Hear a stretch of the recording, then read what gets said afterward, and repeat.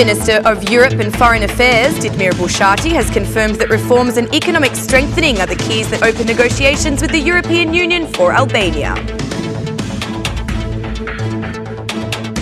The IRTS company, which was managing the oil refineries of Fier and Balch, is exiting Albania. As a result, Minister of Finance and Economy, Arbëresh, invites all interested investors to submit their proposals for the refineries. 150 Arbëresh united at the Palace of Brigades to participate in events for the year of Skanderberg. Good evening. It's 6 o'clock on Wednesday, the 17th of January 2018. Welcome to the English edition of Aura News. My name is Alexandra and I'm here to bring you the day's top stories from across the country translated into English. Justice reform remains the key Albania must use in order to unlock the door that opens up integration into the European Union. However, Minister for Europe and Foreign Affairs, Dietmar Bushati, said importance should also be given to economic strengthening. For the head of the European Union delegation in Albania, Romana Vlahutin, Western Balkan countries should learn to make better use of the European Union's regional strategies. The Western Balkan region needs economic strengthening, said Romana Vlahutin. Mayor of Tirana, Erion Veliaj, echoed this sentiment, declaring there is an opportunity to utilise EU funding more efficiently and effectively. For the period 2004 to 2020, only €242 million are expected to be allocated for projects in this region. Albania has benefited from €33.2 million for projects with Kosovo, Montenegro and Macedonia, and €148 million for projects with Italy.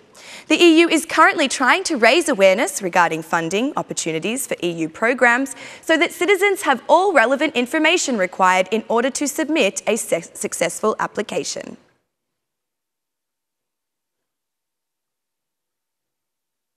Macedonia and Albania will work closely together in 2018 in order to integrate both countries into the European Union. For this reason, Macedonian Deputy Prime Minister Bujar Osmani has held several meetings in Tirana with Foreign Minister Dietmar Bushati, emphasising the coordination between their work. In his speech, the Albanian chief diplomat underlined that 2018 will be a decisive year. Both us and Macedonia expect 2018 to be a decisive year for our further path in the European integration process. We hope this year is decisive for Macedonia in terms of the NATO membership process. Our expectations are based on the progress of reforms and the effort that we have made during this period, as well as the expectations of our citizens who are the main promoters of the reforms we have undertaken, said Dietmar Bushati. Bujar Osmani said that Europe's strategy for the Western Balkans cannot be realised without the buy-in of Albania and Macedonia. Macedonia and Albania are ahead of historic challenges. We in Macedonia have announced 2018 as a golden window of opportunity to make steps towards integration into the EU and NATO. We have some important points in 2018. The first is that of the extension strategy entitled the Credible Strategy for the Western Balkans. This strategy is simply not credible without the involvement of Macedonia and Albania. The region must walk together in this process based on the merits of each state, said Osmani. Earlier, Osmani met with the President of the Republic, Ilir Meta, Parliamentary Speaker Granos Rucci and Opposition Leader Lulzim Basha. The focuses of conversation between them were continued collaboration between the two countries and the law on the use of Albanian language in Macedonian state institutions.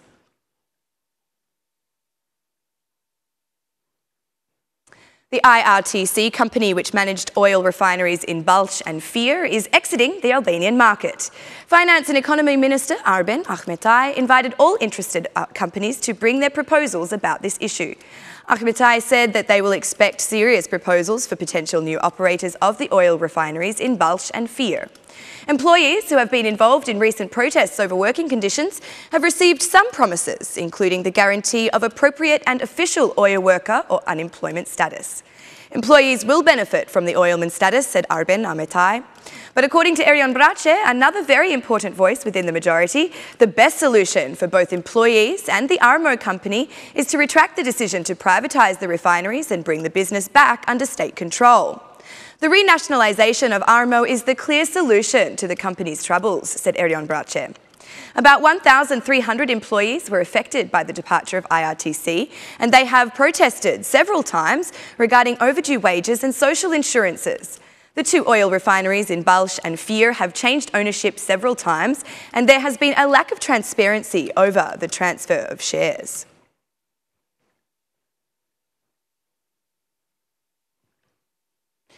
The opposition has declared the state of the Albanian economy chaotic.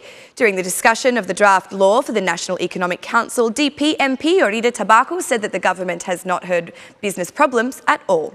The government has abandoned the business sector, said Joride Tabaku. But for the head of the Commission, Erion Brace, these claims are not correct, citing recent interests for foreign investments, such as the construction for Vlora's airport.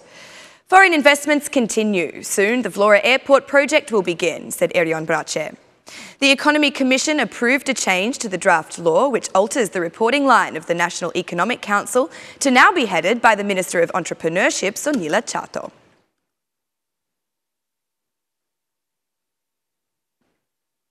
At the celebration of Skanderberg's nationwide year, a special exhibition was organised at the Palace of Brigades to honour the national hero. Prime Minister Edi Rama started his speech with a message to Albanians from the Pope. I thank the Pope for the words with which he describes us as a land and as a nation, for we cannot avoid feeling a sense of pride for all those who fought for the independence of this country, said Edi Rama. Although the ceremony is being held amid a tense political situation, President Ilir Meta attended alongside representatives of religious communities and other prominent figures of Albanian art and politics. Rama emphasised Skanderberg's role in the emancipation and Europeanisation of Albanians. Gjergj Kastrioti transmitted a charismatic power that imposed on all the senses. He was a wise man of certified dignity, said Edi Rama.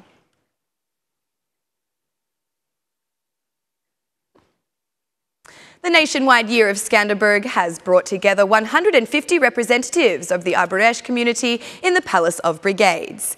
Minister of Culture Mirela Kumbaro has brought attention to the Arbëresh poets Zef Skirion, Faik Konica, and also other writers who gave birth to the Albanian cause.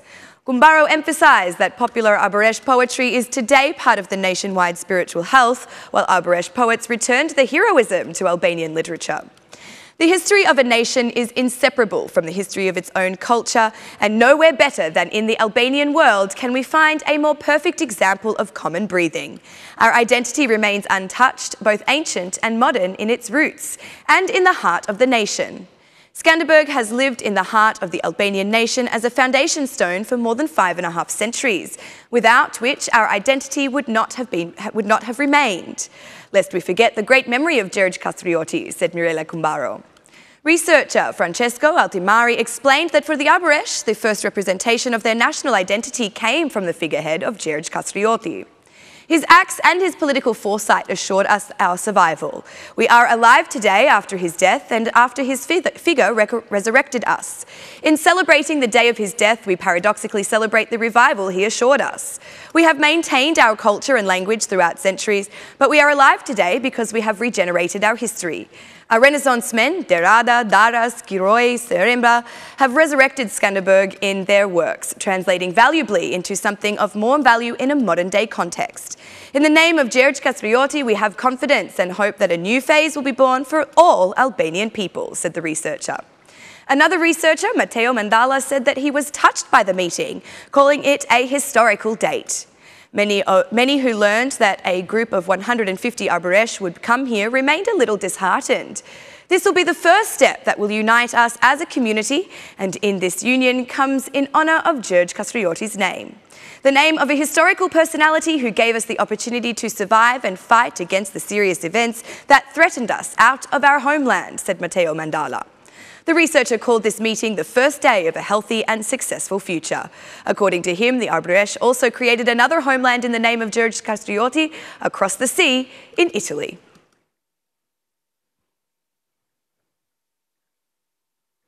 And that's the news across the country today. Thank you for watching our English edition this evening, and be sure to join me again every Monday to Saturday at 6 p.m. for the latest from Albania. Once again, on behalf of Aura News, thank you and good night.